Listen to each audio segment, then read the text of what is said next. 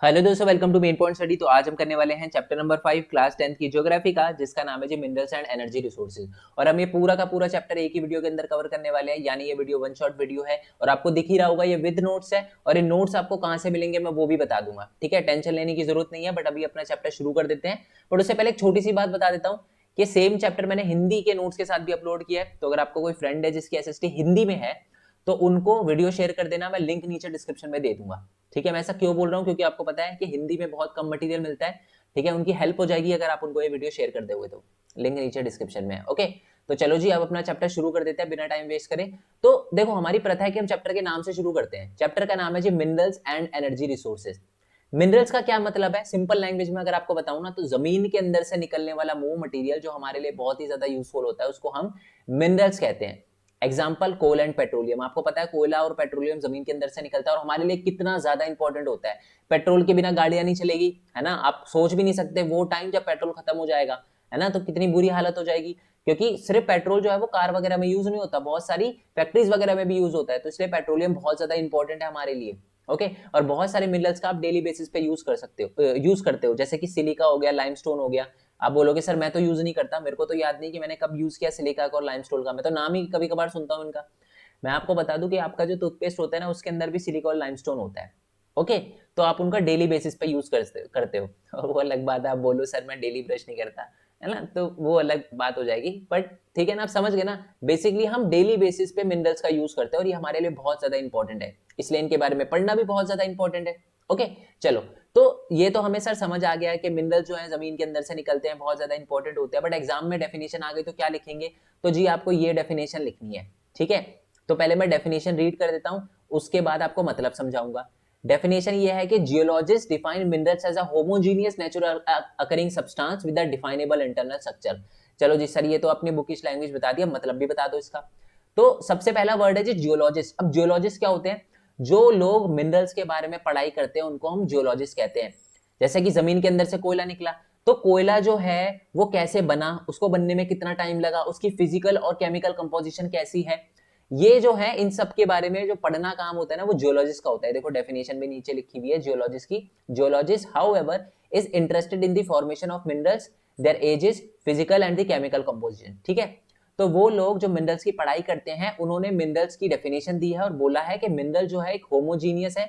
Homogeneous का क्या मतलब है, सेम, यानी कोयले का एक एक जो मैटर है वो दूसरे मैटर से एकदम सेम होगा। ठीक है, एकदम सेम होगा। तो यही होता है होमोजीनियस का मतलब, यानी मिनरल्स एक होमोजीनियस है और नेचुरल अकरिंग सब्सटेंस है, खुद बनता है ये, नेचुरली बनता है।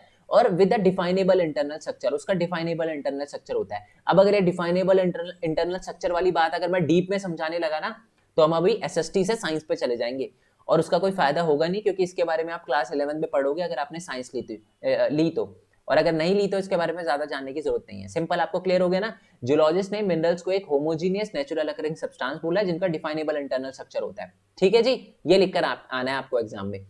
अब मैं आपको बता दूं कि जो मिनरल्स होते हैं ना वो भी सेम टाइप के नहीं होते। ठीक है, मतलब अलग अलग क्वालिटी के होते हैं। जैसे यहाँ पर इंडिया के अंदर जो मिनरल्स हमें मिल रहा है, यानी जो कोयला मिल रहा है, एग्जांपल दे रहा हूँ। मिनरल्स पता है, कोयला भी एक मिनरल्स होता है, कोल भी एक मिनरल्स होता है। तो उसका एग्जांपल ले लेते हैं। जो एक एरिया में हमें इंडिया के अंदर कोल मिलता है वो दूसरे एरिया के कोल से क्या पता बेटर क्वालिटी का। तो इसका मतलब जो मिनरल्स होता है वो उसकी फिजिकल और केमिकल कंडीशन के हिसाब से जो होता है वो उसका मतलब चेंज होता है ना। अलग अलग टाइप का हमें फिजिकल और केमिकल कंडीशन के अकॉर्डिंग ही अलग अलग टाइप का मिनरल देखने के लिए मिलता है। एक जगह पर अलग केमिकल कंडीशन है, फिजिकल कंडीशन है, तो इसके हिसाब से अलग तरह का हमें मिनरल्स मिलेगा। ठीक है, ओके जी। और जो मिनरल होते हैं वो अलग अलग कलर के होते हैं, उनकी अलग अलग हार्डनेस होती है। हार्डनेस यानी जैसे कि मान लो जैसे टेल्कम पाउडर हो गया वो भी एक मिनरल है, डायमंड हो गया वो भी एक मिनरल है, एक बहुत ज्यादा सॉफ्ट है एक बहुत ज्यादा हार्ड है। ठीक है, और क्रिस्टल हो गया, लेस्टर हो गया, डेंसिटी हो गया, इन सबके आधार पे ना मिनरल्स को बहुत अलग अलग उसमें क्लासिफाई किया गया है। ओके, और ये किसने किया, जियोलॉजिस्ट ने, क्योंकि वही तो पढ़ाई करते हैं मिनरल्स की। आई होप ये बात आपको क्लियर हो गई हो, सिंपल। और अभी तक 2000 से ज्यादा मिनरल्स जो है वो आइडेंटिफाई किए जा चुके हैं और only a few are abundantly found in the most of the rocks. और बहुत सारे मिनरल्स हमें रॉक्स में मिलते हैं। अच्छा जी, एक बात मैं आपको ये भी बता दूं, अब आपको पता है जमीन के अंदर, मैंने आपको बोला था जमीन के अंदर से मिलते हैं मैक्सिमम मिनरल्स हमें। तो जमीन के अंदर क्या है, रॉक ही तो है, तो रॉक के अंदर ही क्या होते हैं मिनरल। जैसे ये रॉक है, रॉक के अंदर ही हमें थोड़े एरिया में कोयला मिल गया, यहाँ पर थोड़े एरिया में सिलिका मिल गया, लाइमस्टोन मिल गया, है ना। तो जिस अच्छा एक और बात बता दूं, आपको इतना याद रखना है कि रॉक के अंदर हमें मिनरल्स वगैरह मिलते हैं, और आपको ये याद रखना है जिन रॉक के अंदर एक से ज्यादा मिनरल्स मिलते हैं या मिनरल्स मिलते हैं, है ना, कोई भी एक मिनरल्स या एक से ज्यादा मिनरल्स मिलता है, तो उस रॉक को हम ओर कहते हैं। क्या कहते हैं? ओर कहते हैं। ठीक है, आई होप ये बात आपको क्लियर हो गई हो। जैसे मान लो जमीन के अंदर से आपने एक पत्थर निकाला, उसके अंदर से आपको कोयला दिख रहा है, थोड़ा थोड़ा कोयला दिख रहा है, तो आप बोलोगे कि ये रॉक नहीं है, ये ओर है। ठीक है जी, जिसमें इम्प्योरिटी भी मिली हुई है, कोयले के साथ मिट्टी विट्टी भी मिली हुई है ना रॉक के अंदर, तो इसलिए आप कहोगे कि वो ओर है। क्लियर हो गया? ओके जी। अब एक और वर्ड है, that is geographer. Sir geologist तो समझ आ गया, जो स्पेसिफिकली मिनरल्स की पढ़ाई करते हैं। तो ये जियोग्राफर क्या होते हैं? जियोग्राफर वो होते हैं जो पूरी अर्थ के क्रस्ट की पढ़ाई करते हैं। ठीक है, अब क्योंकि ये पूरे अर्थ की क्रस्ट की पढ़ाई कर रहे हैं, इसलिए इनको मिनरल्स की भी पढ़ाई करनी पड़ती है, क्योंकि अर्थ के क्रस्ट पे तो मिनरल्स भी मिलते हैं हमें, अर्थ की क्रस्ट पे, अर्थ की क्रस्ट के नीचे तो मिनरल्स भी मिलते हैं। तो ये जियोग्राफर जो है ये मिनरल्स के बारे में भी पढ़ते हैं, बट इतना डीप में नहीं पढ़ते। बट जो हमारे जियोलॉजिस्ट होते हैं वो डीप में पढ़ाई करते हैं मिनरल्स की। ठीक है, इसको आप कैसे कंपेयर कर सकते हो? जैसे जियोग्राफर को एसएसटी कह सकते हो आप। जैसे एसएसटी में हिस्ट्री, इकोनॉमिक्स, सिविक्स, है ना, और जियोग्राफी, ये सारा का सारा आ जाता है ना।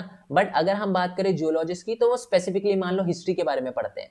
ठीक है, ऐसे समझ लो आप इसको, ये एग्जांपल देके बता रहा हूँ, है ना। जियोग्राफर सब कुछ पढ़ते हैं, और जियोलॉजिस्ट जो है वो स्पेसिफिकली मिनरल्स की पढ़ाई करते हैं। आई होप ये बात आपको क्लियर हो गई।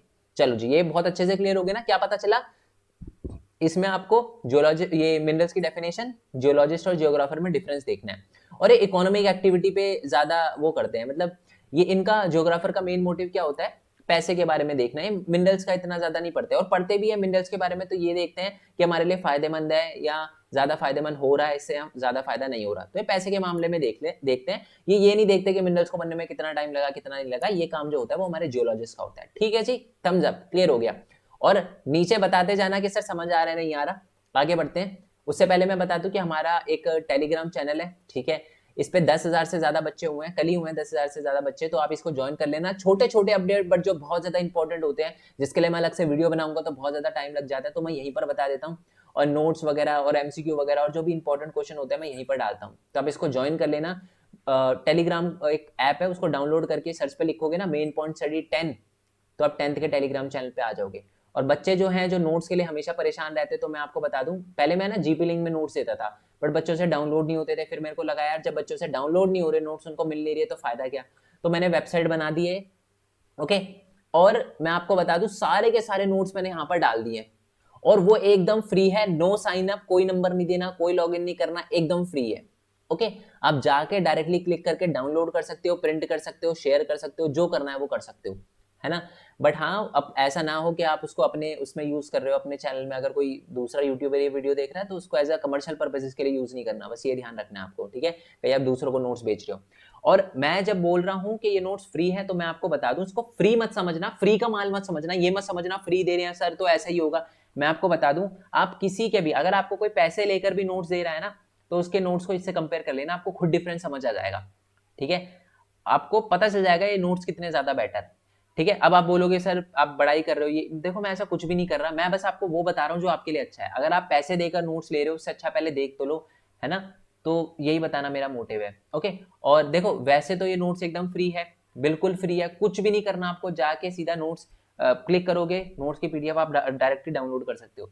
बट क्योंकि यार सर्वर की कॉस्ट होती है, वेबसाइट मैंने बनाई है तो सर्वर की कॉस्ट होती है, और मैं जैसे जैसे इस पे नोट्स अपलोड कर रहा हूँ ना, वैसे वैसे इसकी सर्वर की कॉस्ट बढ़ती जा रही है, और वो है ना एक टाइम पे मेरे लिए मैनेज करना बहुत ज्यादा पता है मेरे को डिफिकल्ट हो जाएगा। तो यहाँ पर मैंने कंट्रीब्यूट का बटन भी दे रखा है। ठीक है, तो अगर आप मेरे को कंट्रीब्यूट कर सको ना, ठीक है, तो आप जरूर करना। मैं ऐसा इसलिए बोल रहा हूँ क्योंकि यार मैं नहीं चाहता कि इस पे मैं कोई प्राइस टैग लगाऊं, चाहे 10 रुपए भी हो, बट प्राइस टैग मैं नहीं लगाना चाहता। ठीक है, चाहे कितना भी छोटा लगाऊं, मैं लगाना ही नहीं चाहता। इसलिए मैं आपको बोल रहा हूँ कि आप कंट्रीब्यूट जरूर करना। कितना छोटा अमाउंट हो, कितना बड़ा अमाउंट हो, उससे फर्क नहीं पड़ता, फर्क ये पड़ता है कि आप सपोर्ट कर रहे हो। ठीक है, चलो जी। और दूसरी बात ये है कि मान लो आप अगर फाइनेंशियली सपोर्ट नहीं भी कर सकते, ठीक है, पहले तो टेंशन लेने की जरूरत नहीं है। बहुत सारे बच्चे बोलते हैं sir I am really sorry, मैं नहीं कर पा रहा आपको फाइनेंशियली सपोर्ट, कोई दिक्कत नहीं यार। देखो, आप जब डाउनलोड करने के लिए जाओगे ना नोट्स को वेबसाइट पर, तो आपको ना वेबसाइट पे एक छोटी सी ऐड मिलेगी, कोई भी ऐड मिल जाएगी आपको, उस पर क्लिक करके 10 सेकंड रुक जाना, वो भी अल्टीमेटली सपोर्ट ही होगा। ठीक है, और अच्छे नंबर लाओ यार, वो सबसे बड़ा सपोर्ट है, अच्छे नंबर लाओ, मतलब दिल खुश हो जाएगा। ठीक है, चलो जी, ये बात आपको क्लियर हो गई। और बाकी हमारा मेन पॉइंट स्टडी का चैनल है, सब्सक्राइब कर लेना अभी तक अगर आपने नहीं किया है तो। ओके, और ये हमारे डिफरेंट डिफरेंट चैनल है, जैसे कि ये मेरा ब्लॉगिंग चैनल है भरत कुमार खोरवाल, ये मेरा गेमिंग चैनल है, ये मेन पॉइंट टेक का चैनल है, ये बहुत इंपॉर्टेंट चैनल है। मैं बेसिकली इस पे ये बताता हूँ कि एक स्टूडेंट अर्न कैसे कर सकता है। इसमें मैंने सिर्फ 29 वीडियो डाली और 11,000 से ज्यादा सब्सक्राइबर है, ठीक है। एक स्टूडेंट कैसे अर्न कर सकता है, वेबसाइट कैसे बना सकता है। ये जो वेबसाइट मैंने आपको पीछे दिखाई ना, मेन पॉइंट स्टडी की, मैंने खुद बनाई है, ठीक है। और मेरे को वेबसाइट का मतलब डब्ल्यू भी नहीं पता था, ओके।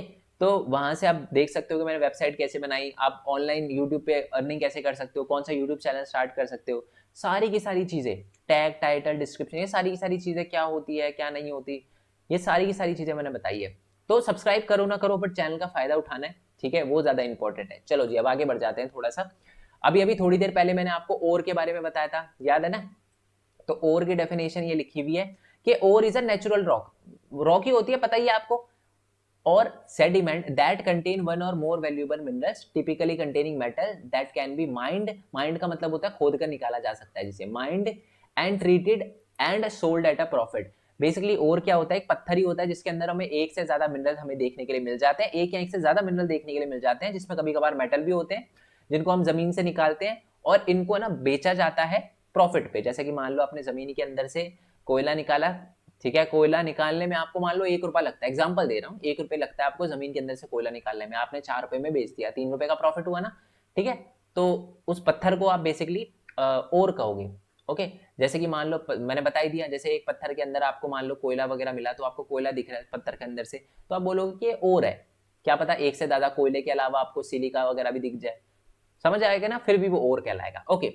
अब मिनरल्स हमें कहाँ कहाँ से मिलते हैं, ठीक है। सर आपने तो बोल दिया जमीन के अंदर से मिलते हैं, मतलब जमीन के अंदर से कैसे मिलते हैं, क्या एक जैसे कि जैसे मान लो ये जमीन है ना, तो जमीन के अंदर से हमें छोटे एरिया में मिलेंगे या पूरे पूरे लेयर में मिलेंगे, या क्या पता जमीन के ऊपर से भी मिल जाए, तो कैसे मिलते हैं, तो वही मैं आपको बताने वाला हूं।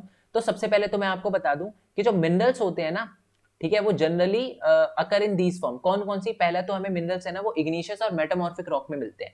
अब ये होता क्या है, जैसे कि आपने वॉल्केनो सुना होगा, ठीक है, हाँ ये रहा, तो ये वॉल्केनो है जैसे, है ना। तो वॉल्केनो के नीचे क्या होता है, मैग्मा होता है, आपको पता है ना, वॉल्केनो के नीचे भी मैग्मा होता है। तो ये मैग्मा दिखा रखा है आपको, है ना। तो ये मैग्मा जो है ये वैसे गर्म होता है, पर एक जब ये जम जाता है तो ठंडा हो जाता है, सॉलिड बन जाता है ये, ठीक है। और उसी रॉक को जब ठंडा हो जाता है तो उसी रॉक को हम इग्निशियस और मेटामॉर्फिक रॉक कहते हैं, ओके। और फिर ये है ना थोड़े थोड़े छोटे छोटे ऐसे जो एरिया होते हैं, पत्थरों के बीच में स्पेस होता है, तो यहाँ पर ये मैग्मा जाता है ना। चलो ये समझ आ गया आपको कि ये छोटे छोटे एरिया के अंदर, जो जमीन के अंदर भी छोटा छोटा स्पेस होता है ना, उसके अंदर ये लावा घुस जाता है, क्योंकि लिक्विड फॉर्म में होता है, फिर यहाँ पर आके ठंडा हो जाता है। जब ये लावा यहाँ पर छोटे फॉर्म में इकट्ठा हो जाता है तो इनको कहते हैं वेन्स, छोटी छोटी परतों में इकट्ठा होता है वेन्स, और यहीं पर हमें कुछ मिनरल्स भी मिल जाते हैं, ठीक है। जैसे कि मान लो यहाँ पर आयरन मिल गया हमें छोटा सा, है ना, यानी हमें इग्निशियस और मेटामॉर्फिक रॉक के ठंडा होने पर वहां पर हमें मान लो आयरन मिल गया, लाइमस्टोन मिल गया, कोई भी मिनरल मिल गया हमें, तो हम कहेंगे कि जी हमें इग्निशियस या मेटामॉर्फिक रॉक से क्या मिला है, मिनरल मिला है। और मिनरल मिला है वेन्स में, यानी छोटी वाली परत में, ठीक है। और जब एक जगह पर ये इकट्ठा हो जाता है, जैसे कि आप ये देख रहे हो बड़े एरिया में इकट्ठा हो गया ना ये हमारा, तो ये हो गए लोड्स, यानी एक बड़े एरिया के अंदर हमारा मिनरल्स इकट्ठा हो गया। छोटी परतों के अंदर मिलता है तो उसको हम कहते हैं कि हमें मिनरल्स वेन से मिला है, बड़े में मिलता है तो हम कहते हैं लोड्स में मिला है, ठीक है। देखो यही बात लिखी हुई है कि in igneous and metamorphic rock minerals में अकर इन दी क्रैक्स में, फॉल्ट्स में, जॉइंट्स में हमें मिनरल्स वगैरह देखने के मिलते हैं। जब मिनरल्स छोटी अमाउंट में मिलते हैं हम कहते हैं वेन्स में मिले हैं, जब बड़ी अमाउंट में मिलते हैं हम कहते हैं लोड्स में मिले हैं, ठीक है। एग्जांपल दे रखा है कॉपर, जिंक, लेड एटसेट्रा, ये सारे के सारे एग्जांपल है जो हमें वेन्स और लोड्स में मिलते हैं, ठीक है। ज्यादा याद रखने की जरूरत नहीं है, बस इतना याद रखो कि इग्निशियस और मेटामॉर्फिक रॉक के अंदर के इग्निशियस और मेटामॉर्फिक रॉक के क्रैक्स और जॉइंट्स और फॉल्ट्स के अंदर से हमें बहुत सारे मिनरल्स मिलते हैं, और वो मिलते हैं छोटी अमाउंट में होते हैं तो हम कहते हैं वेन से मिले हैं, बड़ी अमाउंट में होते हैं तो हमें लोड से मिले हैं, ठीक है। चलो अब ये हमें समझ आ गया कि वेन्स और लोड्स में मिलते हैं। और कहां से मिलते हैं सर, और है ना हमें मिनरल्स बहुत ज्यादा बेड पे भी मिल जाते हैं, बेड यानी लेयर में मिलते हैं, है ना। ये तो हमने देखा, देखो जैसे यहाँ मिल गए, यहाँ मिल गए, यहाँ मिल गए, ऐसे छोटे छोटे वेन्स और लोड्स में मिल सकते हैं। कभी कभी हमें पूरे पूरे बेड पे मिलते हैं, जैसे कि यहाँ मान लो ये पूरा पूरा मिनरल है, ये जिसको मैं मार्क कर रहा हूँ ना, आपको आई होप दिख रहा होगा, मैं एरो डाल देता हूँ, ये आपको दिख रहा होगा। मान लो यहाँ पर हमें पूरा का पूरा मान लो कोयला है, कोल है यहाँ पर, है ना, कोल है पूरा का पूरा, तो ये क्या है, पूरी पूरी बेड और लेयर में है, पूरी पूरी बेड और लेयर में है ये कोयला, है ना।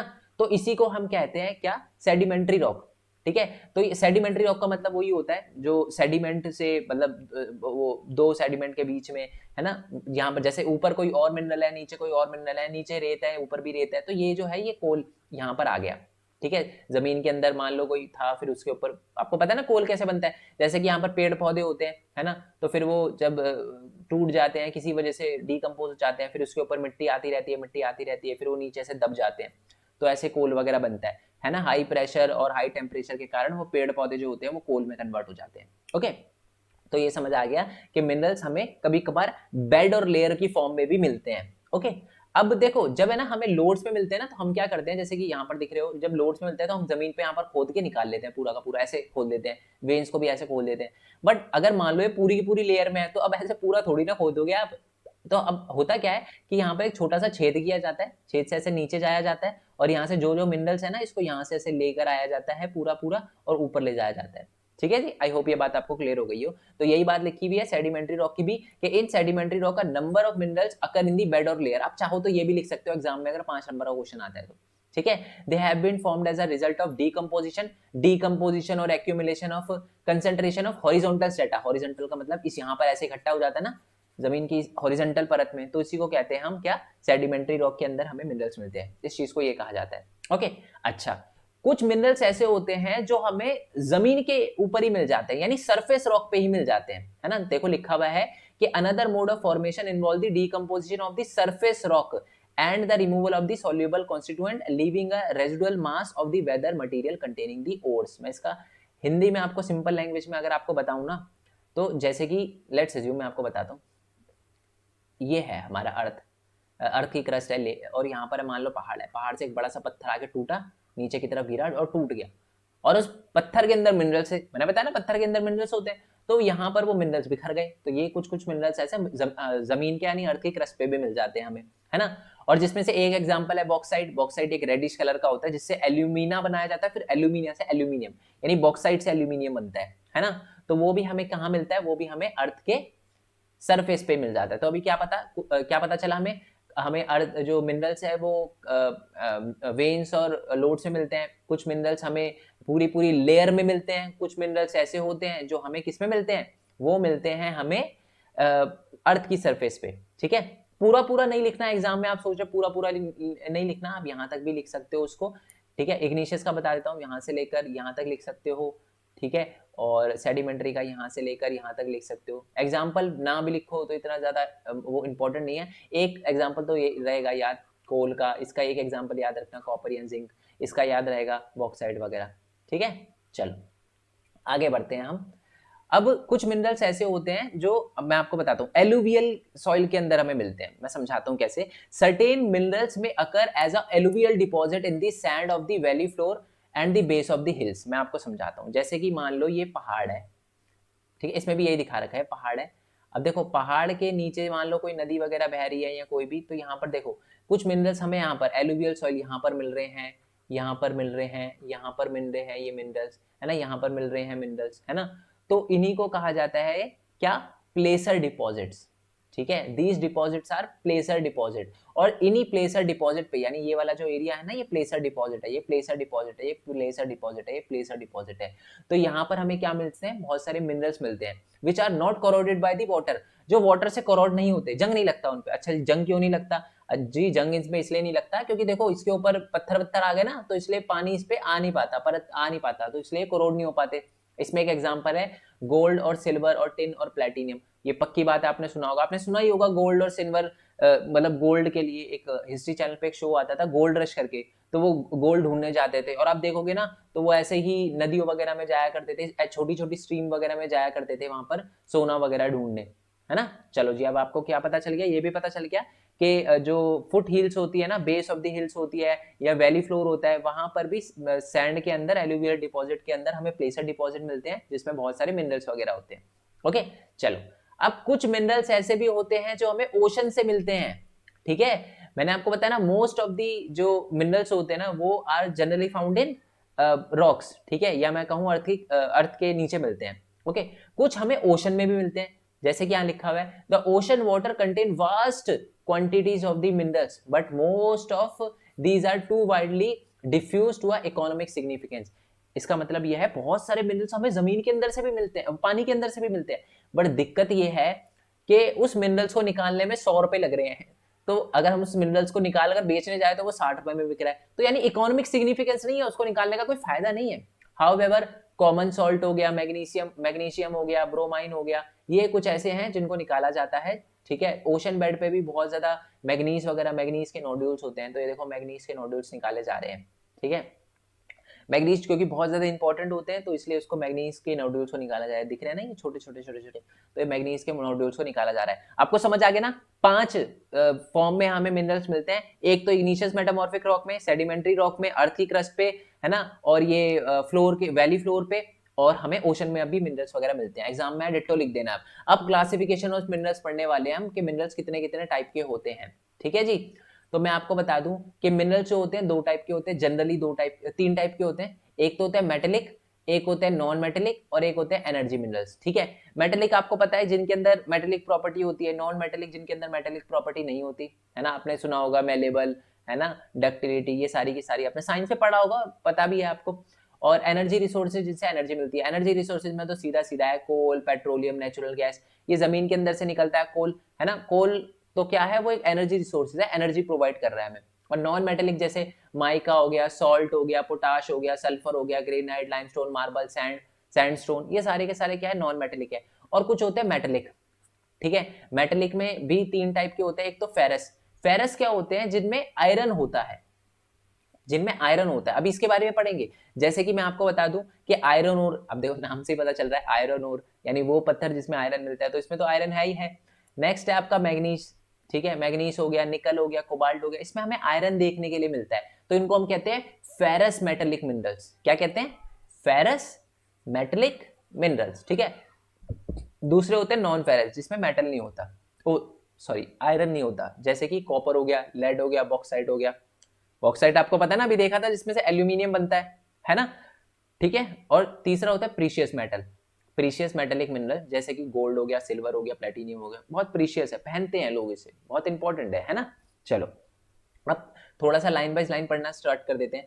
तो अब देखो, अब आ जाते हैं थोड़ा सा आयरन ओर पे। पहले मैं इसके बारे में थोड़ा सा बता दूं, फेरस मेटेलिक मिनरल्स के बारे में बता दूं। 3/4 of the total value of the production of the metallic minerals जो होती है वो फेरस है। इसका मतलब ये टोटल, ये जो मेटेलिक मिनरल्स है ना, अगर 100 किलो मेटेलिक मिनरल्स हमें जमीन से मिला ना, तो उसमें से जो 75 kg होगा ना, वो फेरस मिनरल्स ही होगा 3/4। ठीक है, एक मार्क्स में क्वेश्चन आ सकता है, इससे ज्यादा नहीं आएगा। चलो आयरन ओर की बात करते हैं कि iron ore is basically the minerals and backbone of the industrial development. Iron जो है वो आपको पता है कितना ज्यादा इंपॉर्टेंट होता है, यस और नो, आपको पता है ना, हर इंडस्ट्री में कोई भी मशीन देख लो आप, कोई भी मशीन, लोहा तो उसमें होता ही होता है, आयरन तो उसमें होता ही होता है।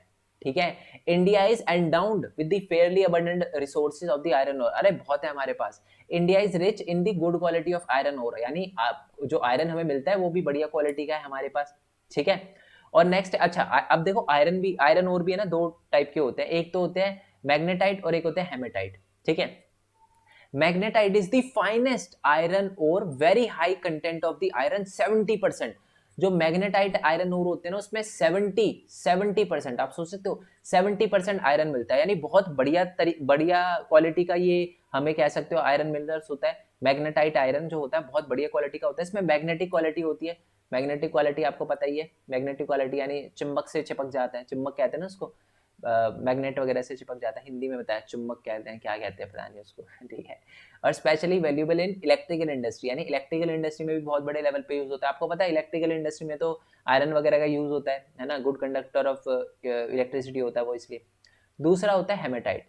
ठीक है, हेमेटाइट भी ठीक है, बट इसके अंदर जो आयरन कंटेंट होता है ना, वो सिर्फ 50 to 60% होता है। ये लिखा है ना, iron is the most important industrial और in the terms of quantity use, बहुत बड़े लेवल पे यूज किया जाता है, क्योंकि ये है ना, मैग्नेटाइट जो होता है वो इतनी बड़ी क्वांटिटी में मिलता नहीं है, तो इसलिए इसका यूज नहीं हो पाता है, बढ़िया क्वालिटी का, बट इतना ज्यादा मिलता नहीं है। हेमेटाइट बहुत बड़ी क्वांटिटी में मिलता है, इसलिए इसका बड़ी क्वांटिटी पे यूज भी होता है, but it is slightly lower iron content, इसमें कम लोअर आयरन कंटेंट होता है, 50 to 60% होता है बस। ठीक है, ये कुछ बता रखा है। जैसे आयरन ओर जो है पूरे इंडिया में 2016 और 17 के अकॉर्डिंग सबसे ज्यादा उड़ीसा में मिलता है, याद रखना आयरन ओर सबसे ज्यादा हमें उड़ीसा में मिलता है। ठीक है, ये बता रखा है, ये वाला है ना, ये जो आपको पहली पिक्चर दिख रही है, ये है मैग्नेटाइट, एक तरह से बता रखा, देखो लग भी रहा है मैग्नेटाइट तो कि हाँ यार लोहे जैसी क्वालिटी हो इसमें, मेटेलिक यानी चम्मक से चिपकने वाली क्वालिटी होगी, ये हो गया हेमेटाइट। इसमें जो होता है 50 to 60% होता है, ठीक है जी, आयरन हो। ओके, क्लियर हो रहा है ना? कोई भी दिक्कत है नीचे कमेंट में लिखना है, ठीक है। चलो, ये जो है ये आपको मैप का बता रखा है, बट मैं इसमें टाइम वेस्ट नहीं करूंगा। मैं इसलिए टाइम वेस्ट नहीं करूंगा क्योंकि मैप की मैं अलग से वीडियो बना दूंगा। अननेसेसरी वीडियो को लेंथी करने का कोई फायदा नहीं है। बट इसमें आप याद रखना कि उड़ीसा झारखंड बेल्ट के अंदर हमें, यानी उड़ीसा जो है हेमेटाइट जो है वो हमें बादाम पहाड़ माइंस के अंदर जो मयूरगंज में है और केंदुझार के अंदर है, केंदुझार डिस्ट्रिक्ट के अंदर है, वो हमें ज्यादा मिलता है हेमेटाइट आयरन, ठीक है। अगर हम छत्तीसगढ़ की बात करें, जो कि छत्तीसगढ़ एंड महाराष्ट्र के अंदर हमें हेमेटाइट मिलता है ना, और अलग अलग रेंज में मिलता है हमें। और साथ में कर्नाटका के अंदर भी आपको कुद्रेमुख माइंस के बारे में आपने सुना होगा। महाराष्ट्र के अंदर भी हमें जो ओर होते हैं वो ज्यादा तो नहीं होते, ज्यादा क्वालिटी के, अच्छी क्वालिटी के तो नहीं होते, और are not very high quality yet they were efficiently exploited, यानी उनका यूज फिर भी होता है, ठीक है। मारमागांव पोर्ट से है ना, मारमागांव पोर्ट से। आई होप आपने चैप्टर नंबर 6 की वीडियो देखी हो, वो भी मैंने सारे चैप्टर अपलोड कर रखे हैं, सबका लिंक आपको नीचे डिस्क्रिप्शन में मिल जाएगा। उनके मोस्ट इंपॉर्टेंट क्वेश्चन भी देखना मत भूलना, वो भी मैंने अपलोड कर रखे हैं, तो ये भी अपने को मिलते हैं। ओके, चलो जी, आई होप ये बात आपको पता चल गई हो। बाकी मैं जब मैप समझाऊंगा ना तो आपको डिटेल में बताऊंगा, ठीक है। अभी मैं टाइम वेस्ट नहीं करना चाहता, बस आपका ये थोड़ा सा बता रखा है। आप चाहो तो रोक के मैप वगैरह भी देख सकते हो, बट जैसे मैंने बोला मैं मैप की अलग से वीडियो बना दूंगा, ठीक है। चलो, हम एक और की बात कर लेते हैं। जैसे आपने अभी हमने पढ़ा था ना, देखो आयरन ओर के बारे में तो पढ़ लिया हमने, यानी ये वाला इसके बारे में तो पढ़ लिया। थोड़ा मैग्नीज के बारे में देख लेते हैं, है ना। तो manganese is mainly used in manufacturing of steel and the ferro manganese alloy, ठीक है। Nearly 10 kg of manganese is required to manufacture 1 ton of steel. ये जब आपने मैन्युफैक्चरिंग इंडस्ट्री वाला चैप्टर पढ़ा था ना, तो मैंने आपको बताया था कि स्टील को बनने में कुकिंग कोल होता है ना, आयरन होता है, और साथ में मैग्नीज की जरूरत भी पड़ती है। ये मैग्नीज जैसा है, ये दिख रहा होगा आपको मैग्नीज, ठीक है। ये इसकी जरूरत पड़ती है, बहुत कम क्वांटिटी में पड़ती है, जैसे आपको दिख रहा होगा 1 टन में हमें सिर्फ 10 kg ऑफ मैग्नीज की जरूरत पड़ती है, बट पड़ती है, ठीक है। और ये जो होता है किस लिए यूज किया जाता है, ब्लीचिंग पाउडर, इंसेक्टिसाइड, पेंट वगैरह बनाने में यूज किया जाता है मैग्नीज का, ठीक है जी।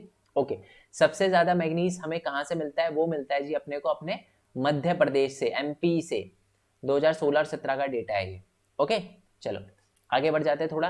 अब एक है non ferrous minerals. Non ferrous minerals कौन से होते हैं, जिनमें जिनमें आयरन कंटेंट नहीं होता, ठीक है, नहीं होता जिसमें आयरन। तो यही लिखा है, India's reserve and the production of non ferrous minerals are not very satisfactory, यानी इतना ज्यादा हमारे पास नॉन फेरस मिनरल नहीं है। फेरस मिनरल तो बहुत है, आपको पता है ना, फेरस मिनरल 75% फेरस मिनरल्स है ना, बट नॉन फेरस मिनरल्स इतना ज्यादा नहीं है। However these mineral which include copper, bauxite, lead, zinc, gold play a vital role in the number of the metallurgical engineering और हमारी इलेक्ट्रिकल इंडस्ट्री, बट फिर भी इनका यूज होता है। अच्छा जी, इनका यूज क्यों होता है, क्यों यूज होता है इनका, कहीं ना कहीं आपको पता है कॉपर वायर, बॉक्साइड हो गई है ना, तो इन सब का यूज होता है ना। कहां पर, हमारी इंडस्ट्री वगैरह में, इलेक्ट्रिकल इंडस्ट्री में, मेटलर्जिकल इंडस्ट्री में, तार वगैरह बनाने में इन सब का यूज, देखो दिखा भी रखी है तार जो है, कॉपर की वायर दिखा भी रखी है, ओके। और नॉन फेरस में सबसे पहले तो हम कॉपर के बारे में थोड़ा बहुत पढ़ लेते हैं। Copper is a critical deficient, India is a critical deficient in the reserve the production of copper. Copper जो है बहुत ही कम है इंडिया के अंदर। बीइंग अ मेलेबल डक्टाइल और द गुड कंडक्टर। मेलेबल पता है ना, अब आप मेरे को नीचे कमेंट बॉक्स में बताना कि जी मेलेबल का मतलब क्या होता है। साइंस में आपने पढ़ा है मेलेबल का मतलब, ठीक है, ओके। और डक्टिलिटी का भी पढ़ा है, तो आप मेरे को नीचे कमेंट बॉक्स में बताना कि मेलेबल और डक्टिलिटी क्या होता है, ओके। और अगर नहीं पता तो कोई बात नहीं, वो भी बता देना, मैं आपको नीचे कमेंट बॉक्स में बता दूंगा। Is mainly use in the electrical cable में यूज होता है, इलेक्ट्रिक और केमिकल इंडस्ट्री में भी यूज होता है, ठीक है। बालाघाट माइंस के अंदर मध्य प्रदेश के अंदर जो है वो हमें, और खेतरी माइंस के अंदर राजस्थान में जो है, और हमारा सिंहभूम डिस्ट्रिक्ट झारखंड के अंदर जो है वो हमारा लार्जेस्ट प्रोड्यूसर, आप कह सकते हो लीडिंग प्रोड्यूसर है कॉपर का इन इंडिया, ठीक है। क्या समझ आया, कुछ नहीं, बस इतना याद रखना है, बहुत कम है अपने पास कॉपर, ठीक है। और इसकी जो मेलेबल और डक्टिलिटी और गुड कंडक्टर ऑफ इलेक्ट्रिसिटी होने के कारण वायर वगैरह बनाने में इसका यूज किया जाता है। वैसे मैं बता ही चुका मेलेबल डक्टिलिटी का क्या मतलब होता है, इनडायरेक्टली बता दिया आपको। अगर नहीं पता, अभी भी नहीं पता चला, तो कमेंट बॉक्स में बता देना मेरे को, ओके। और मध्य प्रदेश के अंदर जो माइंस है, राजस्थान के अंदर, सबसे ज्यादा मैं आपको बता दूं कि झारखंड जो है लीडिंग प्रोड्यूसर है कॉपर का, ओके। आगे बढ़ते हैं, बॉक्साइड के बारे में बात करते हैं। मैंने आपको पहले बता दिया था, अभी शुरुआत में बता दिया था जब पहले पेज पे थे हम, कि बॉक्साइड से एल्यूमिना बनता है, एल्यूमिनिया से एल्यूमिनियम बनता है। ये बात मैंने आपको मैन्युफैक्चरिंग इंडस्ट्री वाले चैप्टर में भी बताई थी। Bauxite deposit are formed by the decomposition of wide variety of rock rich in aluminium silicates. तो एल्यूमिनियम सिलिकेट जो होता है ना, उनके डीकंपोजिशन से बॉक्साइट बनता है ना। और जो एल्यूमिनियम होता है is the important metal because it combine the strength of the metal such as iron with extreme lightness and also good conductivity of and great malleability. यानी बेसिकली ये एल्यूमिनियम जो है वो बहुत इंपॉर्टेंट मेटल होता है, क्योंकि अगर इसको मतलब इसको मेटल की स्ट्रेंथ से मतलब कंबाइन कर दिया जाए जैसे आयरन के साथ, तो बहुत ही स्ट्रॉन्ग बन जाता है ये, और लाइट भी है ये बहुत ज्यादा, और गुड कंडक्टर ऑफ इलेक्ट्रिसिटी तो है ही है, और साथ में मेलेबल भी है। तो एल्यूमिनियम जो है वो बहुत अच्छा एक आप कह सकते हो हमारे लिए मिनरल है। वैसे एल्यूमिनियम नहीं है, बॉक्साइट है, बॉक्साइट से एल्यूमिनियम बनता है। और बॉक्साइट कैसे बनता है आपको पता ही है, जब वाइड वैरायटी ऑफ रॉक जिसमें मिनरल्स एल्यूमिनियम सिलिकेट हो, जब वो डीकंपोजिशन हो जाता है उसका, तब बॉक्साइट बनता है। ठीक है, ये बता रखा है। अच्छा मैं आपको ये भी बता दूं कि उड़ीसा जो है वो लार्जेस्ट बॉक्साइट प्रोड्यूसर स्टेट है इंडिया के अंदर। ठीक है, आप देख सकते हो 49% आयरन और अब आप देखोगे ना आयरन और जो बॉक्साइट है सबसे ज्यादा उड़ीसा के अंदर देखने के लिए मिलता है। ओके, एक बता दूं जो प्लेटो वाला एरिया होता है ना, यहाँ पर बहुत ज्यादा मिनरल्स देखने के लिए मिलते हैं। ठीक है, ये छोटा नागपुर हो गया, ये अपना छत्तीसगढ़ हो गया, है ना, झारखंड हो गया, ये बहुत ज्यादा, उड़ीसा हो गया, मिनरल्स बहुत ज्यादा देखने के लिए मिलते हैं। ठीक है, और पंचपत माली डिपॉजिट जो है, जो हमारे कोरापुट डिस्ट्रिक्ट के अंदर है, are the most important bauxite minerals in the state. और उड़ीसा के अंदर भी अगर हम बात करें, पंचपत माली डिपॉजिट जो है, जो कि एक कोरापुट डिस्ट्रिक्ट के अंदर है, वो ज्यादा एक तरह से आप कह सकते हो कि एक बहुत इंपॉर्टेंट प्लेस है जहां पर बॉक्साइट डिपॉजिट है, और ये रेडिश कलर का होता है थोड़ा सा। ओके, चलो थोड़ा सा और आगे बढ़ जाते हैं, माइका के बारे में पढ़ते हैं हम। ठीक है, mica is a minerals made up of the series of the plate of leaf. अच्छा मैं आपको बता दूं, आपने ना वो YouTube पे ना कभी वो वीडियो देखी होगी, वो सेटिस्फैक्टरी वाली वीडियो आती है ना, तो वो क्या करते हैं, ऐसे सोप को ऐसे मतलब खरोदते हैं, पता नहीं क्या करते हैं, उसको स्क्रैच करते हैं, तो वो बिल्कुल टुकड़ों टुकड़ों में बढ़ जाता है ना, तो इसी को कहते हैं जो माइका होता है, mica is a minerals made up of the plates and leaves. अच्छा, पत्तों से और प्लेट से नहीं बना होता, ये मत समझना। प्लेट्स मतलब वो जो मतलब उसको थोड़ा सा अगर स्क्रैच करे तो वो पत्तों पत्तों में हो जाता है। मैं ट्राई करूंगा एक छोटे सा क्लिप लगा दूं, छोटी सी क्लिप लगा दूं, जिससे आप समझ जाओ। ठीक है, बट समझ आ गया ना होगा आपको, जैसे स्क्रैच करते हैं, वो यूट्यूब पे वीडियो वगैरह आती है, स्क्रैच करते हैं तो वो पत्तों पत्तों में से बिखर जाता है ना। सोप वगैरह को आप अगर स्क्रैच करो, सोप को, आपको पता चल जाएगा क्या मतलब कह रहा हूं मैं। तो वैसे ही प्लेट्स और लीव से बना होता है। It split easily into the thin sheet, इसको इजिली थिन शीट में भी कन्वर्ट किया जाता है, और ये अलग अलग कलर का होता है, black, green, yellow, red, brown, ये देख ही सकते हो आप, अलग अलग कलर का होता है।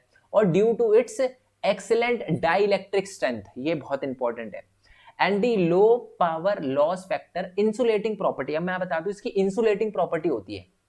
इंसुलेटिंग प्रॉपर्टी का मतलब इसके अंदर से बहुत ज्यादा हीट बहुत ज्यादा इलेक्ट्रिसिटी पास नहीं हो पाती। मैं समझाता हूं आपको, ये जो है हमारा जो माइका है ना, बहुत बड़े बड़े जो आप देखोगे ना पावर हाउस होते हैं, वहां पर यूज किया जाता है, ताकि एक तरह से बहुत ज्यादा पावर एक साथ में ना जा पाए। मैं आपको समझाता हूँ, ये ना एक, पहले तो डाइलेक्ट्रिक स्ट्रेंथ का मतलब समझ लेते हैं। डाइलेक्ट्रिक स्ट्रेंथ का मतलब होता है कि इसमें इंसुलेटिंग प्रॉपर्टी ज्यादा है।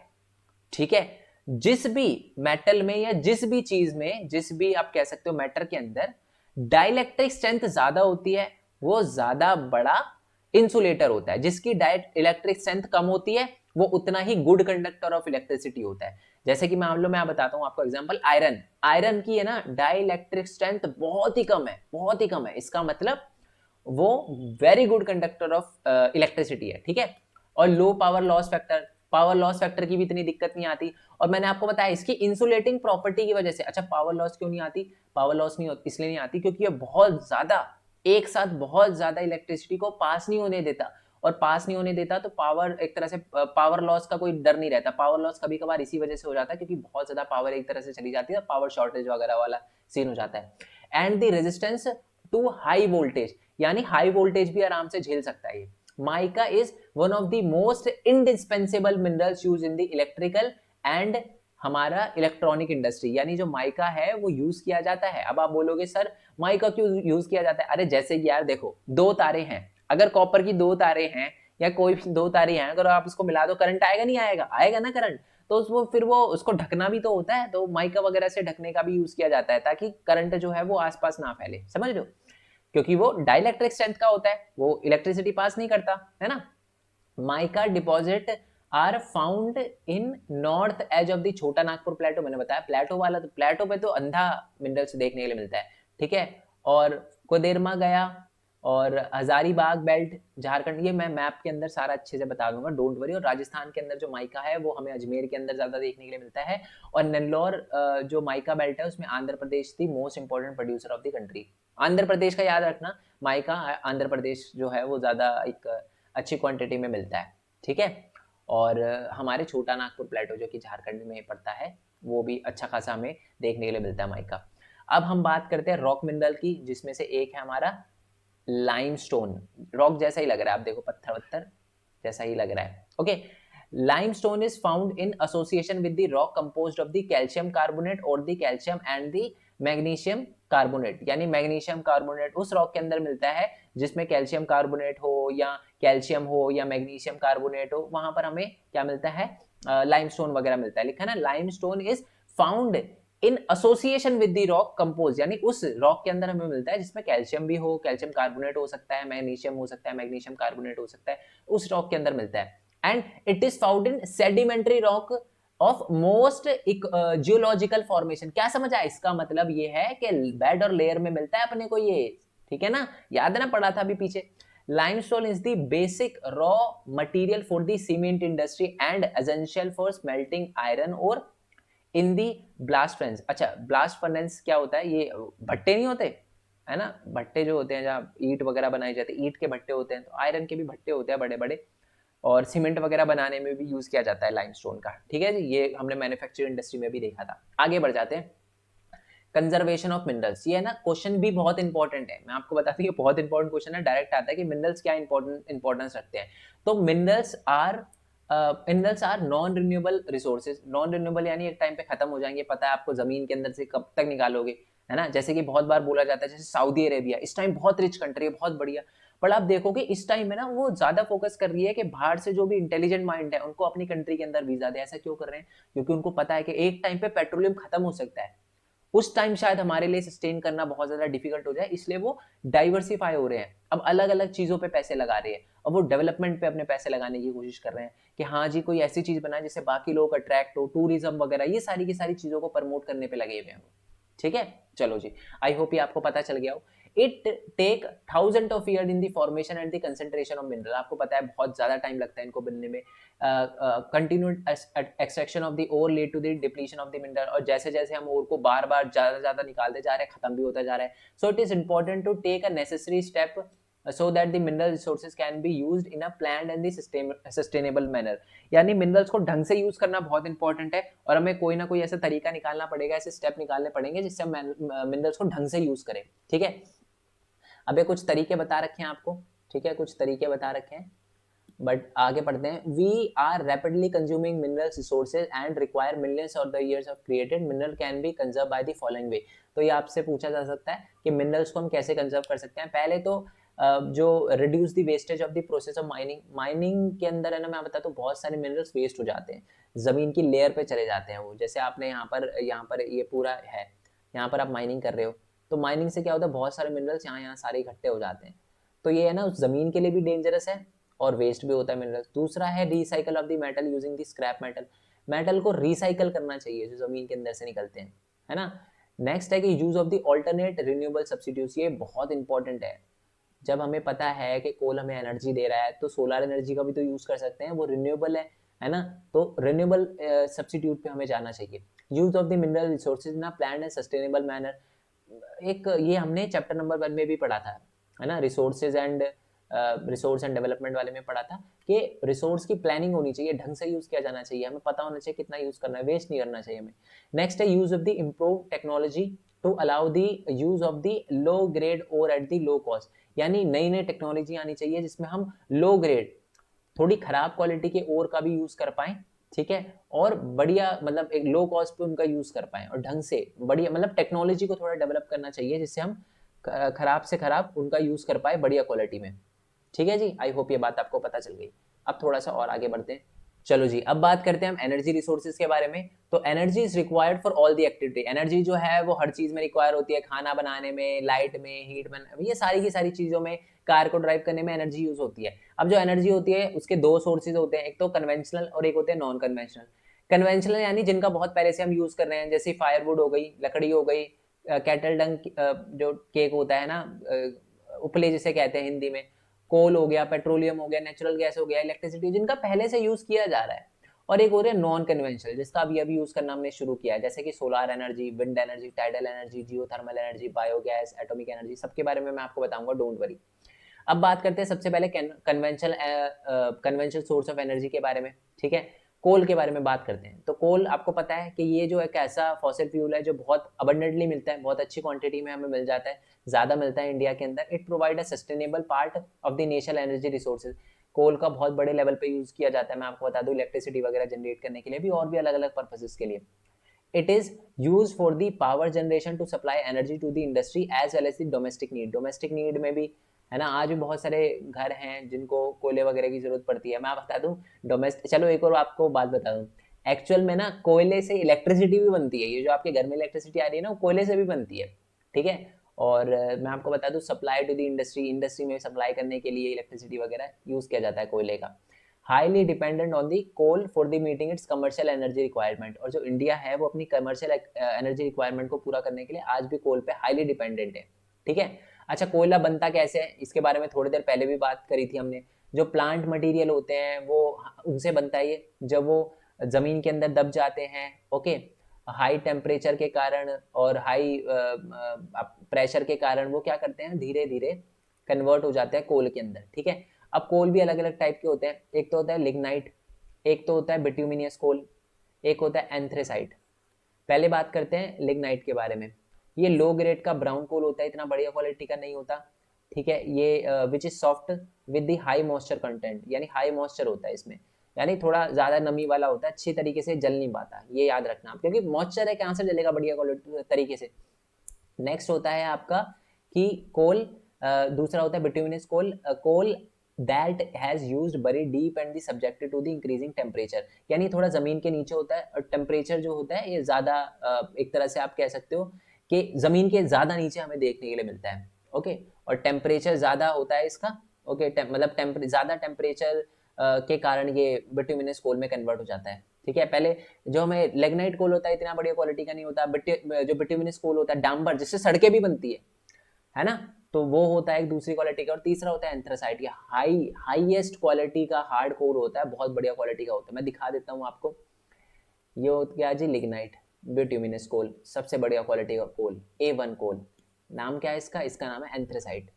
ठीक है, और ये गोंडवाना कोल्ड और हमारा टेरिटरी कोल्ड, अब मैं ये थोड़ा 9th का है और ये आता नहीं है, बस मैं आपको बता देता हूँ कि गोंडवाना कोल एक याद होगा आपने पढ़ा होगा 9th क्लास में कि एक गोंडवाना लैंड था। ठीक है, तो गोंडवाना लैंड जो है वो पहले सारे के सारे कॉन्टिनेंट्स एक होते थे, फिर गोंडवाना लैंड जो था वो अलग हो गया, वो टकरा गया एरोजन प्लेट से, फिर मिल गया। तो ये वो बता रखा है विचार मेटलर्जिकल कोल, ये बता रखा है मेजर रिसोर्स ऑफ गोंडवाना कोल जो है विचार, ये बता रखा है कि हमें गोंडवाना कोल कहाँ देखने के लिए मिलता है, दामोदर वैली में, झारिया में, रानीगंज में, बोकारो में, ये कुछ इंपॉर्टेंट फील्ड है जहाँ पर हमें ये देखने के लिए मिलता है गोंडवाना कोल। और एक होता है टेरिटरी कोल्ड, ये जो टर्शरी कोल्ड, ये जो है नॉर्थ ईस्टर्न स्टेट में, जैसे मेघालय, असम में, अरुणाचल प्रदेश में और नागालैंड में मिलता है। 2-3 स्टेट याद रखना, सारे के सारे स्टेट याद रखने की जरूरत नहीं है आपको। ठीक है, गोंडवाना कोल के याद रखना और टेरिटरी कोल के बारे में याद रख लेना। ठीक है, और ये जो मैंने बात बताई है ना, ये गोंडवाना लैंड वाली और यूरेशियन प्लेट वाली, यूरेशियन प्लेट वाली नहीं समझ आई तो कोई बात नहीं, इसको इग्नोर करना। आप बस याद रखो कि गोंडवाना कोल जो होता है वो हमें यहाँ पर मिलता है, अलग अलग जगह पर, महानदी गोदावरी के एरिया वैली के पास। और जो हमारा टेरिटरी को, जो हमारा टर्शरी कोल होता है वो हमें मेघालय में, असम में, अरुणाचल प्रदेश और नागालैंड वगैरह में देखने के लिए मिलता है। चलो जी, अब थोड़ा सा आगे बढ़ते हैं हम। ठीक है, ये मैं आपको बता चुका हूँ। अब बात करते हैं पेट्रोलियम के बारे में। ठीक है, पेट्रोलियम और दी मिनरल ऑयल, ये ऑयल होता है, ये आपको दिख रहा होगा, ये ऑयल जैसा होता है। ठीक है, the oil is the next major energy resources या energy source in India after the coal. Coal के बाद सेकंड ऐसा हमारा ये मिनरल्स है, मिनरल ऑयल है जो हमारे लिए बहुत ज्यादा इंपॉर्टेंट है।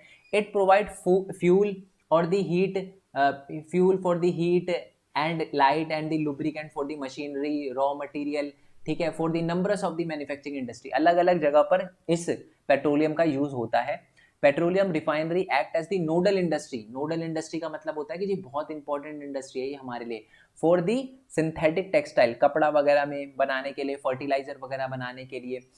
नोडल इंडस्ट्री का मतलब क्या होता है, जो दूसरी इंडस्ट्री के लिए बहुत ज्यादा इंपॉर्टेंट हो, यानी कपड़े बनाने वाली इंडस्ट्री में पेट्रोलियम इंडस्ट्री जो है बहुत इंपॉर्टेंट रोल निभाती है, तो इसलिए वो क्या है, एक नोडल इंडस्ट्री है। फर्टिलाइजर वगैरह इंडस्ट्री में बहुत इंपॉर्टेंट रोल निभाती है हमारी पेट्रोलियम इंडस्ट्री, तो इसलिए वो एक नोडल इंडस्ट्री है ना। चलो, अब पेट्रोलियम बनता कैसे है या निकलता कैसे, हम कैसे निकालते हैं पेट्रोलियम को।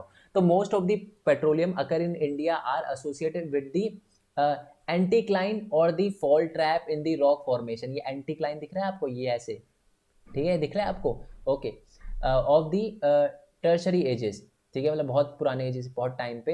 And in the region of folding, जो क्या कहते हैं उसको, एंटीक्लाइन और the domes occur where the oil is trapped in the crest and the upfold. ये दिख रहा है आपको, ये दिख रहा है आपको, यहाँ पर ये इकट्ठा हो गया ना, ये यहाँ पर ट्रैप हो गया, ये ऑयल दिख रहा है आपको, oil black black black black black oil है, ठीक है, इसको काला सोना भी कहा जाता है वैसे, okay. The oil bearing layer is porous limestone or the sandstone through which oil may be flow, यानी यहाँ पर मिलता है हमें, ठीक है। Bear layer is the porous, porous मतलब एक तरह से एक, मतलब पोरस वो होता है जिसमें से कुछ भी निकल जाता है, ठीक है, पोरस लेयर होती है। The oil is prevented from the rising of sinking by the intervention of non-porous layer, यानी नीचे ना नॉन पोरस लेयर होती है तो ये नीचे नहीं जा पाता, ठीक है। पोरस और नॉन पोरस लेयर होती है तो ये नीचे नहीं जा पाता, यहीं पर रहता है ये, ओके, ट्रैप हो जाता है एक तरह से। Petroleum is also found in the fault trap between the porous and non porous rock. समझ आ गया ना, पोरस और नॉन पोरस रॉक के बीच में ट्रैप हो जाता है, यानी ये ऊपर वाली, ठीक है, पोरस कह सकते हो आप, ये नीचे वाली नॉन पोरस है, नॉन पोरस है, तो ये बीच में ट्रैप हो गया ये हमारा जो पेट्रोलियम है, ठीक है। और जो गैस होती है वो लाइटर होती है, इसलिए देखो ऊपर गैस भी दिख रही होगी आपको, यहाँ पर ये गैस है ना, ये दिख रही है, गैस भी ऊपर आ जाती है ना, इसको नेचुरल गैस भी कहते हैं, इसके बारे में भी अभी हम पढ़ेंगे, ठीक है। फॉल ट्रैप में पोरस, और जो being a lighter usually occur above the oil, और ये क्योंकि लाइटर होती है इसलिए अबव द ऑयल होती है गैस, ठीक है, गैस ऊपर होती है। मुंबई हाई में, गुजरात में, असम में major petroleum production in the area in India है। सिंपल आपको ये याद रखना है कि जो पेट्रोलियम होता है वो एक मिनरल ऑयल होता है, नोडल इंडस्ट्री है, बहुत ज्यादा यूज होता है इसका। और ये क्या होता है, जब बहुत पुराने टाइम में क्या था, एंटीक्लाइन और फॉल्ट वगैरह के होने की वजह से यहाँ पर जो हमारा नॉन पोरस और पोरस की जो लेयर में है ना, हमारा जो ये पेट्रोलियम है वो क्या हो गया, ट्रैप हो गया, ये ट्रैप हो गया, ठीक है। चलो जी, आई होप ये बात आपको पता चल गई हो। और ऐसा कुछ दिखता है, ये प्योरेस्ट फॉर्म है, क्रूड ऑयल भी कहते हैं इसको, ठीक है। अब बात करते हैं जी नेचुरल गैस के बारे में, okay. Natural gas is an important clean energy resources found in association with और विदाउट पेट्रोलियम। पेट्रोलियम के साथ भी मिलता है ये आपको दिख रहा है, ये पेट्रोलियम के साथ ही मिल रहा है, नहीं ये नेचुरल गैस, तो कुछ पेट्रोलियम के साथ भी मिलती है नेचुरल गैस और कुछ विदाउट पेट्रोलियम में मिलती है। It is used as a source of energy as well as industrial raw material in the petrochemical industry, यानी पेट्रोकेमिकल इंडस्ट्री होती है ना, उसके अंदर भी एज अ रॉ मटेरियल इसको यूज किया जाता है। Natural gas is an important clean energy resource, clean energy है, नहीं एनवायरमेंट फ्रेंडली है, एनवायरमेंट को नुकसान इतना ज्यादा नहीं पहुंचाती। The power and the fertiliser industry is the key user of the natural gas, यानी पावर और फर्टिलाइजर इंडस्ट्री में भी इसका यूज किया जाता है। जो सीएनजी वगैरह में भी, सीएनजी वो भी एक नेचुरल गैस है, ठीक है, जो लिक्विड फ्यूल को रिप्लेस कर देती है। और large reserve of the natural gas has been discover in the Krishna Godavari basin, और कृष्णा गोदावरी बेसिन के अंदर, या बेसिन का मतलब होता है कृष्णा गोदावरी रिवर के आसपास हमें बहुत बड़े लेवल पर जमीन के अंदर से नेचुरल गैस वगैरह मिली है, ओके जी। कुछ नहीं है, बस इतना याद रखना है कि जो नेचुरल गैस होती है वो पेट्रोलियम के साथ भी मिलती है, कभी कभार पेट्रोलियम की अलग भी मिलती है। पेट्रोलियम के साथ तो मैंने पहले दिखाई दिया था, और बहुत बार पेट्रोलियम से अलग भी मिल जाती है हमें, ठीक है। आपको पता है ना, जमीन के अंदर बहुत सारी गैस होती है, आपने सुना होगा कि जमीन में माइंस के अंदर है ना, कि जहरीली गैस के कारण जो होता है वो लोग मर गए, तो वो आप कह सकते हो नेचुरल गैस भी होती है एक तरह से, ओके। और फ्रेंडली होती है, एनवायरनमेंट फ्रेंडली होती है ये, ओके, और एनवायरनमेंट को नुकसान नहीं पहुंचाती, और सीएनजी वगैरह के बारे में, और बड़े एरिया पे हमें कृष्णा और गोदावरी बेसिन पे नेचुरल गैस मिली है, ठीक है। अब बात करते हैं जी इलेक्ट्रिसिटी के बारे में, ठीक है। इलेक्ट्रिसिटी के बारे में हम बात करते हैं, तो electricity is generally generated mainly two way. Electricity दो तरीके से बनाई जाती है, एक तो होती है थर्मल पावर से, चलो पहले तो हम इसकी बात कर लेते हैं, हाइड्रो इलेक्ट्रिसिटी की बात कर लेते हैं, यानी टरबाइन के घूमने से, डैम वगैरह से इलेक्ट्रिसिटी बनाई जाती है ना, तो उसको कहते हैं हम हाइड्रो इलेक्ट्रिसिटी। ठीक है, हाइड्रो इलेक्ट्रिसिटी यानी जो हाइड्रो यानी पानी से जो इलेक्ट्रिसिटी बनाई जाती है उसको हाइड्रो इलेक्ट्रिसिटी कहते हैं। इसमें टरबाइन घूमने से, ये सारी की सारी चीजों से। और कुछ ऐसे इलेक्ट्रिसिटी भी होती है जिसको कोल से, पेट्रोलियम से, मैंने आपको बताया ना दिल्ली में भी बहुत बड़े लेवल पे जो इलेक्ट्रिसिटी हमें मिल रही है ना घर पे, और दिल्ली के अंदर मैं बता रहा हूँ स्पेसिफिकली क्योंकि मैं दिल्ली में रहता हूँ, तो बहुत बड़े लेवल पे जो इलेक्ट्रिसिटी होती है ना वो कोयले से जनरेट करी जाती है आज भी। और टरबाइन से, कभी कभार थर्मल पावर से टरबाइन घूमता है नेचुरल गैस से, है ना, तो उससे भी क्या होता है, यूज करा जाता है इलेक्ट्रिसिटी बनाने के लिए। It is non renewable fossil fuel for generating electricity. ऊपर वाला देखो रिन्यूएबल है, पानी है कहाँ जाएगा, है ना, तो उसका दोबारा यूज कर सकते हो आप, बट आप है ना इनका यानी कोल पेट्रोलियम का दोबारा यूज नहीं कर सकते, नॉन रिन्यूएबल होते हैं। ठीक है जी, आई होप ये बात आपको पता। अब है ना छोटे छोटे टॉपिक है, एक ऐड में इंपॉर्टेंट टॉपिक आएगा, बड़ा टॉपिक, बाकी छोटे छोटे टॉपिक का बनाकर भी लिख सकते हो। बाकी ये नॉन कन्वेंशनल की बात करते हैं जिनका यूज अभी नहीं हो रहा, और सॉरी अभी इतना ज्यादा मतलब नहीं हो रहा, शायद बाद में ज्यादा हो, जैसे कि सोलर एनर्जी, विंड एनर्जी। तो पहले सबसे पहले न्यूक्लियर और एटॉमिक एनर्जी के बारे में पढ़ लेते हैं, ये बहुत इंपॉर्टेंट है। अभी आपने यूक्रेन और रशिया के क्राइसिस के बारे में सुना होगा, ठीक है, तो बिल्कुल पसीने छूट गए थे पूरे वर्ल्ड के जब रशिया ने जो हम न्यूक्लियर प्लांट था यूक्रेन के अंदर, उसके आसपास थोड़े से बॉम्ब वगैरह फेंक दिए थे, क्योंकि बहुत बड़े लेवल पे रेडिएशन हो सकता है, और उसका असर हमें यहाँ पर भी देखने के लिए मिल सकता है। कैसे? क्योंकि आसपास पानी है, तो पानी से होता हुआ भी हमारे पास भी आ सकता है, और वाटर कंटेमिनेटेड हो गया तो फिर बहुत बड़ी दिक्कत हो जाएगी। ठीक है, तो अच्छा ये होता कैसे, मैं आपको बताता हूँ। एटम से जब क्या किया जाता है, it is obtaining by altering the structure of atom. Atom के स्ट्रक्चर को चेंज करके, ऑल्टर करके ये एनर्जी प्रोड्यूस करी जाती है, और एनर्जी जो होती है बहुत ही ज्यादा हाई एनर्जी प्रोड्यूस होती है, मैं आपको बता दूं। ठीक है, और इसको कंट्रोल करना भी कई बार डिफिकल्ट हो जाता है। व्हेन सच एन, ये अगर आपको नहीं समझ आया ना कोई दिक्कत नहीं है, साइंस में नहीं घुसना अपने को सीधा एसएसटी पे जाना है, बस इतना याद रखो, it is obtained by altering the structure of matter atom. Atom के स्ट्रक्चर को ऑल्टर करने पर, यानी एक एटम का जो एक स्ट्रक्चर का एटम जो होता है दूसरे स्ट्रक्चर के एटम से जब ऑल्टर कर दिया जाता है, तो उससे एक एनर्जी प्रोड्यूस होती है, उसी को हम एटॉमिक एनर्जी या न्यूक्लियर एनर्जी कहते हैं। ठीक है, when such an alteration is made, much energy is released in the form of the heat. It is used to generate the electric power. Electric power बनाने के लिए भी या जनरेट करने के लिए भी यूज किया जाता है। Uranium and the thorium which are available in Jharkhand and the Aravali range of the Rajasthan are use to generating atomic and the nuclear energy. Although इतना ज्यादा भी यूज नहीं कर रहे हम। The monazite monazite sand of the Kerala is rich in thorium. ये केरला के अंदर एक सैंड मिलती है जिसमें थोरियम बहुत अच्छे तरीके से मिलता है। थोरियम भी न्यूक्लियर एनर्जी बनाने में यूज किया जाता है। सोलार एनर्जी की बात करते हैं, इसके बारे में तो मेरे को लगता नहीं है मेरे को आपको बताने की जरूरत है, रीड कर लेना, बस ये याद रखना कि जब सोलार एनर्जी में क्या होता है, ये पहली बात तो इंडिया एक ट्रॉपिकल कंट्री है, अंधी गर्मियां पड़ती हैं यहाँ पर, धूप बहुत तगड़ी आती है यहाँ पर, तो सोलार एनर्जी को ट्रैप कर लिया जाता है, उसको बाद में यूज किया जाता है। ठीक है, तो इसी को हम सोलार एनर्जी बोलते हैं। ठीक है जी, और पता ही है आपको कि पहले क्या होता था, इसका इतने बड़े लेवल पे यूज नहीं होता था, बट आज है, आज मैं देखता हूँ कि बहुत सारे विलेज के एरिया में भी हमें सोलार वो देखने के लिए मिलते हैं, पावर स्टेशन वगैरह देखने के मिलते हैं, जो कि एक अच्छी बात है। ठीक है जी, आई होप ये बात आपको क्लियर हो गई हो। बाकी रीड कर लेना, इसमें इतना नहीं है। विंड एनर्जी में भी आपको पता है कि इंडिया जो है वो बहुत पोटेंशियल विंड पावर है, आपको पता है गुजरात में, तमिलनाडु में, ठीक है, और नागरकोइल और मदुरई, ये हमारे अलग अलग जगह है हमारे तमिलनाडु के अंदर, वहां पर क्या है, इनका विंड एनर्जी का बहुत बड़े लेवल पे यूज किया जा रहा है। ठीक है, और ये टरबाइन ये जो होते हैं ना, ये घूमते हैं, ये विंड व्हील जो है ये घूमते हैं, उससे एनर्जी जनरेट होती है। इसके कुछ फायदे कुछ नुकसान है वो आपसे पूछे जा सकते हैं। रिन्यूएबल है, पॉल्यूशन फ्री है, कॉस्ट इफेक्टिव है, इतना खर्चा नहीं लगता मेंटेनिंग में। ठीक है, बट इससे नॉइस कभी कभार होता है, और वाइल्ड लाइफ के लिए थ्रेट है। कैसे? कोई पक्षी आया, टकराया, खत्म। ठीक है, अटक भी जाता है ना। और अनरिलायबल विंड स्ट्रेंथ, मतलब कभी विंड की स्ट्रेंथ तेज होती है तो बढ़िया चलता है, धीरे हो गई तो खत्म, तो ये घाटा होता है।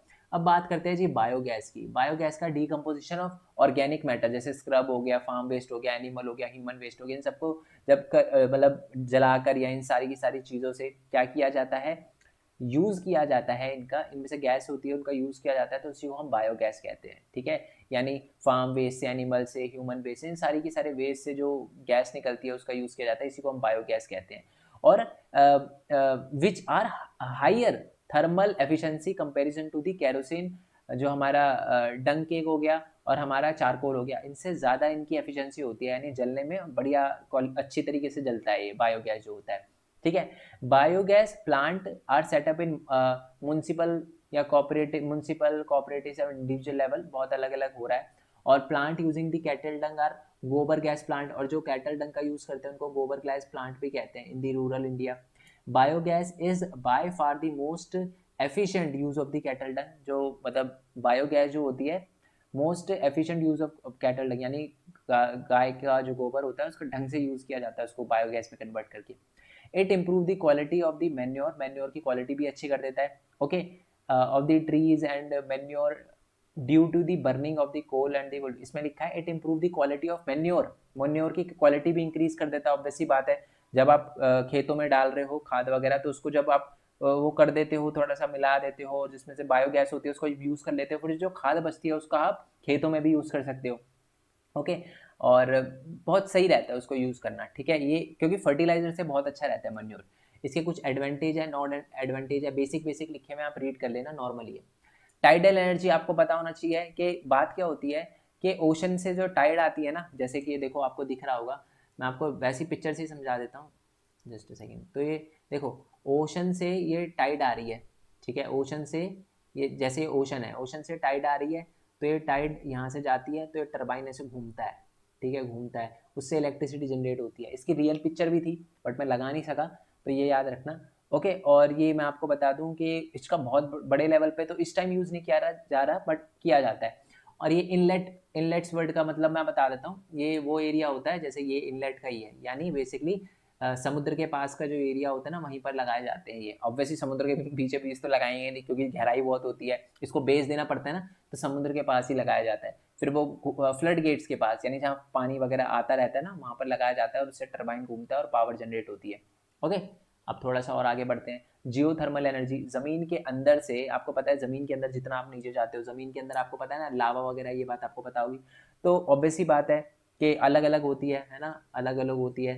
तो यहाँ जो ज़मीन के अंदर जो गर्मी होती है ना, उससे क्या होता है, पानी गर्म हो जाता है, तो वो पानी गर्म जो होता है वो ऊपर जाता है, उसको क्या किया जाता है, गुजारा जाता है जनरेटर से, इलेक्ट्रिसिटी जनरेट होती है, फिर उस गर्म पानी को ठंडा किया जाता है, दोबारा से नीचे भेज दिया जाता है। तो ये होता है जियोथर्मल, यानी ज़मीन की अंदर की जो एनर्जी है उसका यूज़ करके आप इलेक्ट्रिसिटी जनरेट कर सकते हो, दैट इज जियोथर्मल एनर्जी। ठीक है जी, आई होप ये क्लियर हो गया वो आपको। और इंडिया में अभी बेसिकली एक्सपेरिमेंट प्रोजेक्ट लगाए गए हैं, ओके, थर्मल एनर्जी के लिए। जैसे पार्वती वैली है, जो अपना मणिकर्ण में है, और हिमाचल प्रदेश में है जो बेसिकली, और लद्दाख के अंदर भी लगाए गए हैं ये। ठीक है, जियो थर्मल एनर्जी। लास्ट टॉपिक और मोस्ट इंपॉर्टेंट टॉपिक है ये, कि कंजर्वेशन ऑफ एनर्जी रिसोर्स। एक तो कंजर्वेशन ऑफ मिनरल देखा था और दूसरा है कंजर्वेशन ऑफ एनर्जी रिसोर्स, यानी एनर्जी रिसोर्सेज को हम कैसे सेव कर सकते हैं। तो मैं आपको, जैसे कि आपको पता है, एनर्जी बेसिकली बहुत इंपॉर्टेंट है इकोनॉमिक डेवलपमेंट के लिए, एग्रीकल्चर इंडस्ट्री में, हमारे ट्रांसपोर्ट में, कमर्शियल में, डोमेस्टिक, हर जगह पर यूज होता है। ठीक है, और अब अपने को अगर डेवलप करना है तो एनर्जी रिसोर्सेज का यूज करना ही पड़ेगा। ओके, तो इसलिए एनर्जी रिसोर्सेज को कंजर्व करने के भी तरीके होने चाहिए और हमें उसका यूज़ करना चाहिए। तो ये कुछ तरीके लिखे हैं, ये कुछ बेसिक तरीके हैं, ये मैंने खुद ही अपने से लिखे हैं, आपको एग्जाम में वैसे आ सकता है कि कैसे एनर्जी कंजर्व करें। और ऊपर लिखा हुआ है कि जो why energy conservation is important, ठीक है, why conservation of energy resources is important, ऊपर वो लिखा हुआ है कि एनर्जी रिसोर्सेज को कंजर्व करना क्यों इंपॉर्टेंट है, और नीचे ये लिखा हुआ है कि एनर्जी रिसोर्सेज को हम कंजर्व कैसे कर सकते हैं। दोनों में डिफरेंस आपको पता होना चाहिए। ठीक है, चलो यही बात लिखी हुई है, आई होप ये आपको क्लियर हो गया हो। बाकी अगर कोई दिक्कत आई तो मेरे को बताना, वैसे मैं थोड़ा बहुत बता देता हूँ। ट्रांसपोर्ट वगैरह, पब्लिक ट्रांसपोर्ट का यूज करके थोड़ा पेट्रोलियम वगैरह आप बचा सकते हो, आप कह सकते हो, है ना। जब जरूरत ना हो तो इलेक्ट्रिसिटी को बंद रखे घर पे, है ना। By using the device that reduce the consumption electricity, ऐसे डिवाइस का यूज करके जो इलेक्ट्रिसिटी का वेस्टेज कम होने दे। जैसे कि मैं अपने घर की बात करूँ तो हमारे घर के पास जो बल्ब लगा हुआ है ना, वो सेंसर है उसके अंदर, यानी जब कोई आता है जाता है तभी लाइट जलती है। तो एक तरह से आप डिवाइस का यूज़ कर रहे हैं जिससे इलेक्ट्रिसिटी कंजम्पशन थोड़ा कम हो। और लास्ट है, energy is produce by the non conventional source of energy rather than the conventional energy resources, यानी ऐसे रिसोर्सेज का यूज़ करना चाहिए, सोर्स का यूज़ करना चाहिए जो कि कन्वेंशनल ना हो, नॉन कन्वेंशनल हो, यानी सोलर एनर्जी, विंड एनर्जी, इन सब का यूज़ करना चाहिए। ठीक है, आई होप ये पूरा का पूरा चैप्टर आपको समझ आ गया हो। अगर कोई भी दिक्कत हो ना तो मेरे को नीचे कमेंट बॉक्स में बता देना। नोट्स मैं आपको मेन पॉइंट स्टडी की वेबसाइट पे दे दूंगा, टेलीग्राम चैनल आप ज्वाइन कर लेना, वहां पर भी आपको मैं बता दूंगा जब भी मैं नोट्स अपलोड करूंगा, क्योंकि अभी मैं वीडियो बना रहा हूँ, अभी हिंदी की भी बनाऊंगा और उसके बाद ये जो नोट्स हैं वो डाल दूंगा टेलीग्राम चैनल पे। मैं उस टेलीग्राम चैनल पे बता दूंगा कि हाँ मैंने नोट्स वेबसाइट पे डाल दिया, आप डाउनलोड कर लो। ठीक है, बाकी मिलते हैं नेक्स्ट वीडियो में, तब तक के लिए थैंक यू सो मच। जय हिंद, जय भारत, वंदे मातरम। Thanks for your support. Bye bye.